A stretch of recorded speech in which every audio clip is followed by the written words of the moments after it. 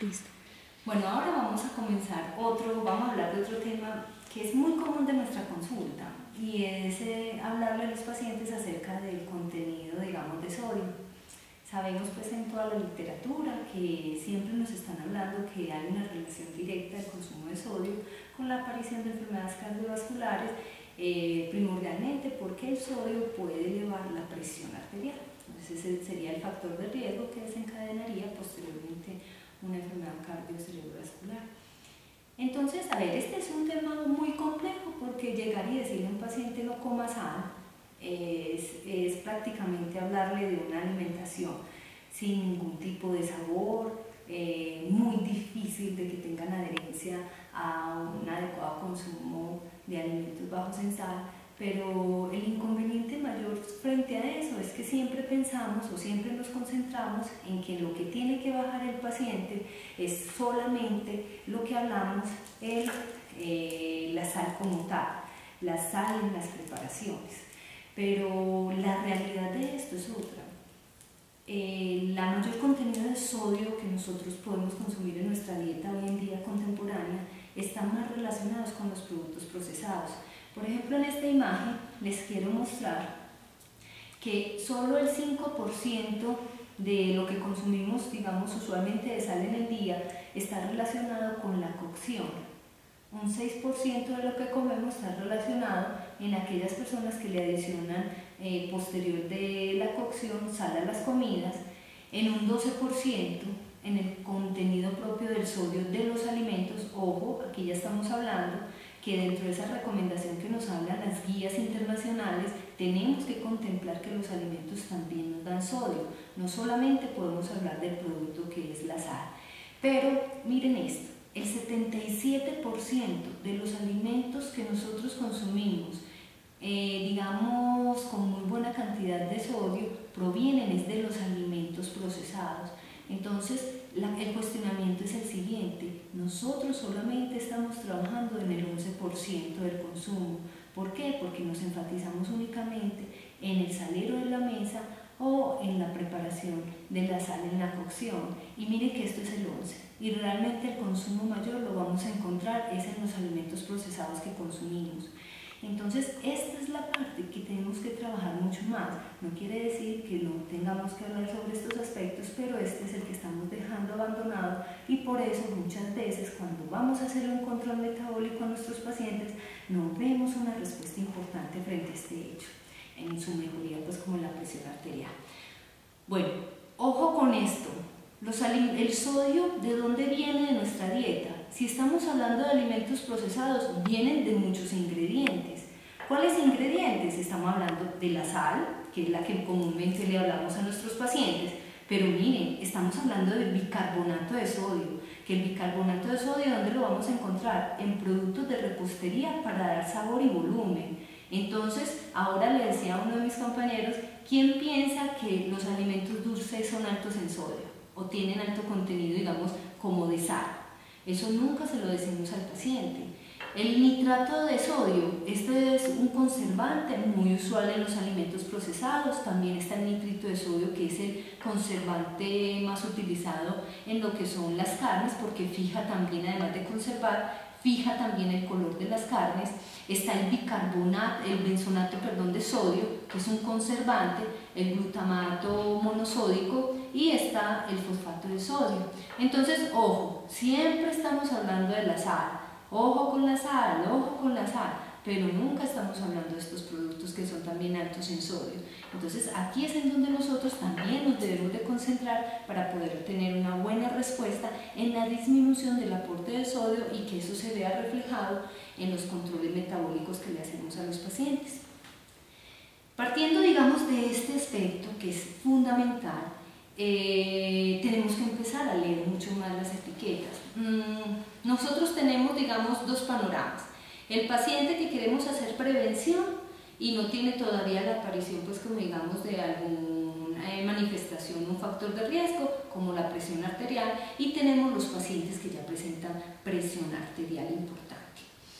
Hay que mirar que en ambos, digamos, grupos hay que ser un poco más estrictos en la lectura de cuánto sodio está consumiendo en el paciente hipertenso, porque si nosotros estamos hablando, las guías internacionales, como ustedes lo han estado leyendo en el documento, nos están planteando que hay una recomendación de sodio al día, que eso depende también de la raza, de la edad, pero digamos de una forma muy general nos están diciendo que tenemos que consumir 2.300 miligramos de sodio al día como digamos, un aporte seguro que no nos vaya a generar un efecto contra la salud, y 2.300 miligramos de sodio es el equivalente a 6 gramos de grasa. Entonces 6 gramos de grasa, ustedes comúnmente han visto estos paqueticos de sal, esto es 1 gramo de grasa, entonces nos están diciendo que debemos consumir máximo 6 gramos de sal al día.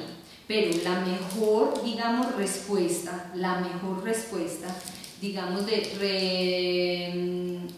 de aporte de sodio para un paciente hipertenso, estaríamos hablando de 1.500 miligramos. Y aquí estoy hablando de 2.300 miligramos, que serían 6 gramos de sal. 1.500 miligramos de sal, estaríamos hablando de 3 gramos y medio. Miren que es muy diferente, estamos hablando del paciente hipertenso, que ya deberíamos estar hablando de una restricción de sodio más importante, y en el consumo habitual de sodio estaríamos hablando de 6 gramos de sal como una dosis segura. Pero la realidad es esta, estos son el aporte de 1.500 miligramos de sodio representado en sal, pero ya sabemos que no solo la sal lo tiene. Estos serían 2.300, pero esta es la cantidad real que las investigaciones nos están mostrando que estamos consumiendo en nuestro patrón alimentario, que son 12 gramos de sal.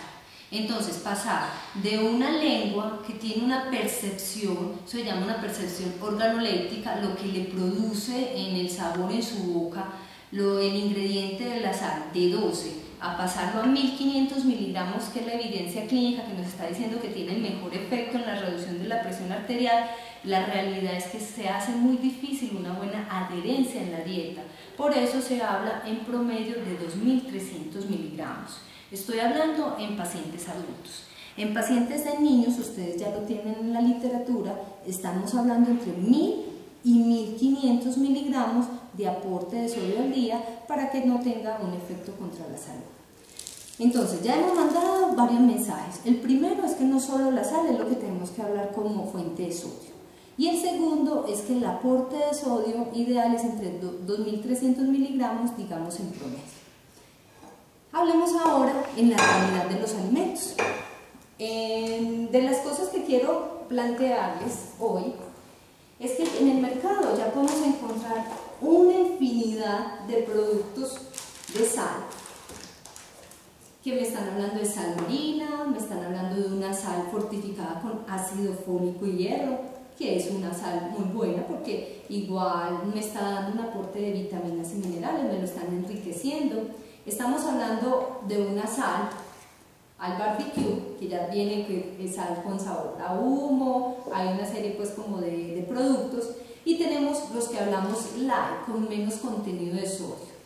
Pero estos que son con menos contenido de sodio, hay unos que tienen un aporte de menos del 25% y otros del 40%. Entonces, ojo, no es simplemente hay que clarificarle al paciente, por eso vuelvo y reitero que es fundamental enseñarles a leer la etiqueta nutricional, que el que diga bajo en sodio está dando el mismo aporte disminuido, ¿no? Hay dos tipos en el mercado, hay uno con menos aporte de sodio y otro lo reduce al original, pero no es como tan restringido el sodio.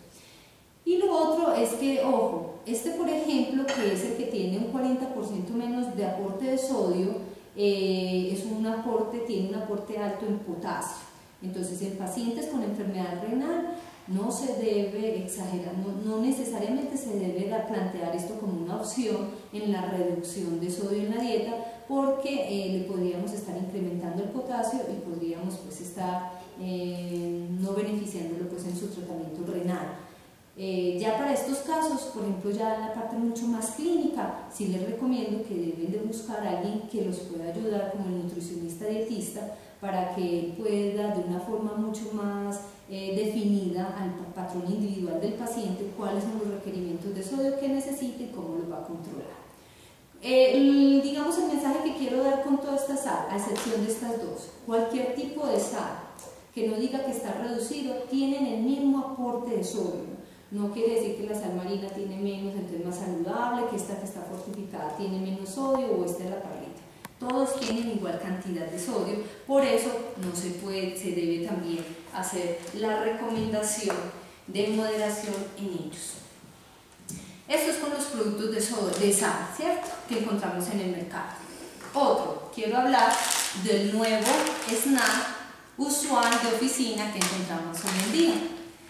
Anteriormente el maní su consumo no era tan masivo como hoy en día.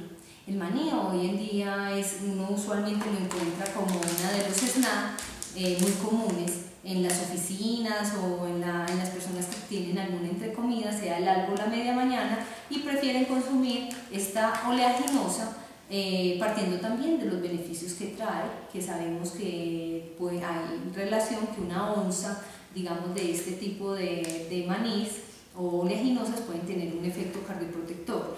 Pero el problema de ellos no son las oleaginosas, sino el contenido de sal que pueden tener. Entonces les traigo aquí solamente algunos ejemplos. Por ejemplo, esto es un maní confitado.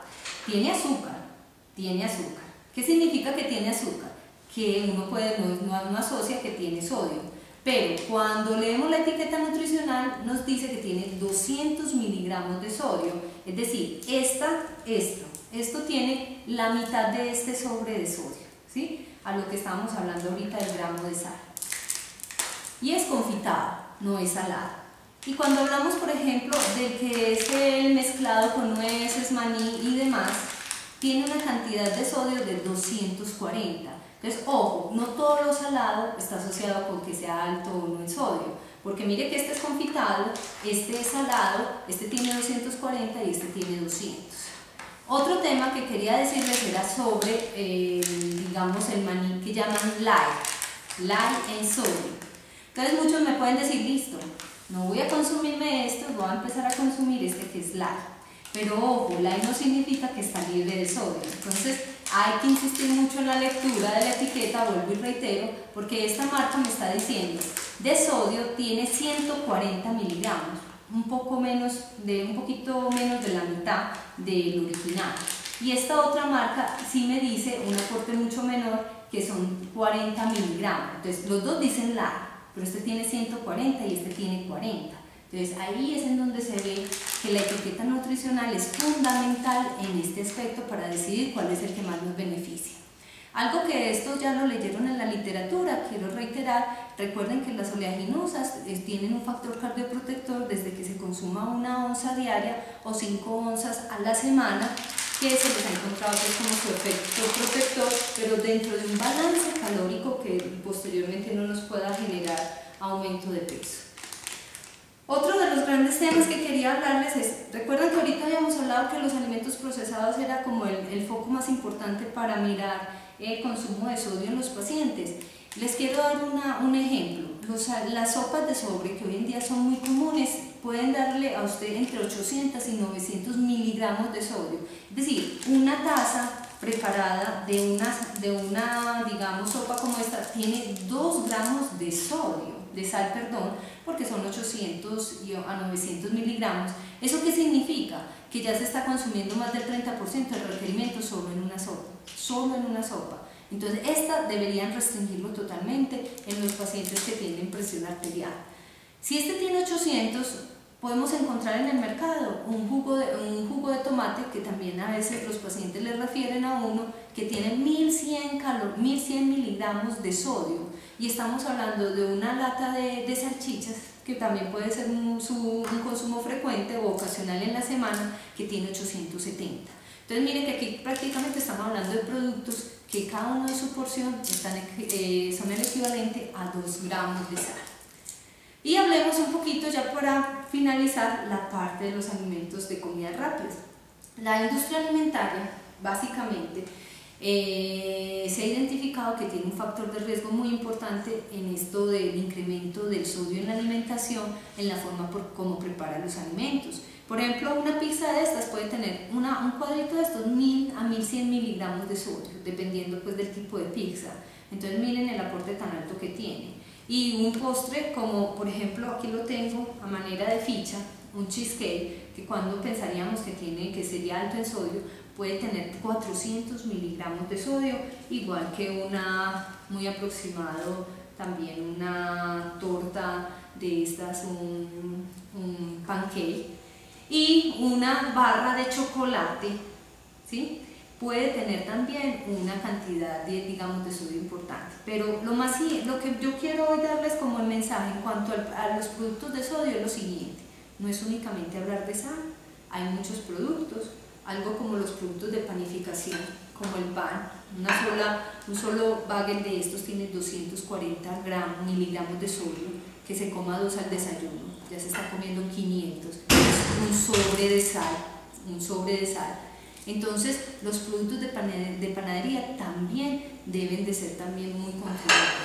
Entonces, para finalizar, la recomendación dejemos este aquí, para reducir el contenido de sodio son muy sencillas para dárselos a los pacientes después de mostrarles un panorama como esto. El primero, consumir alimentos frescos, porque nos están diciendo que los alimentos procesados son los que tienen más contenido de sodio. Consuma los alimentos en casa porque pues va a usted tener mayor control de la adición de sal y no van a tener preservativos. Consuma frutas y verduras que son naturales y tienen un buen aporte de sodio.